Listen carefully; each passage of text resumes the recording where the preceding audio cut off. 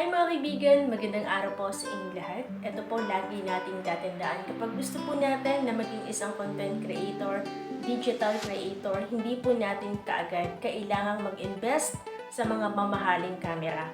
Magsimula tayo sa kung anumang gamit meron tayo. Magsimula tayo sa malabo ang camera. Ihad lang ang malabo yung camera natin as long as ayos po ang ating mga content, maganda ho ang ating ginagawang content at malinaw ang ating mga video na ginagawa, maiintindihan ng ating mga viewers, okay lang kahit hindi po maganda ang camera ng cellphone natin. Magsimula tayo sa kung anumang meron tayo.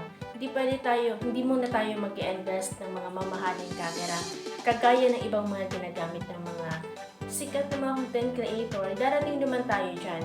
Kasi kung gusto mo talaga na maging isang content creator, successful na content creator, hindi hadlang ang malabo na camera, okay? Hindi hadlang ang hindi magandang quality ng video. Why not, di ba? Kapag naging successful ka, pwede ka na bang mag-vlog? Okay? So, kaya hindi hadlang mga kaibigan na hindi kayo makagawa ng content ninyo dito sa Facebook Reels na malabo ang camera ninyo kasi iniisip ninyo pangit, nahihiya kayong gumawa ng video. Hindi po hadlang ang ganun pong mga sasabihin ninyo, okay? So, okay lang na kahit hindi maganda ang quality ng camera natin, basta maganda naman ang video natin. May manunood at manunood pa rin yan sa vlog natin, okay? Sila po mga kaibigan, marami hong salamat.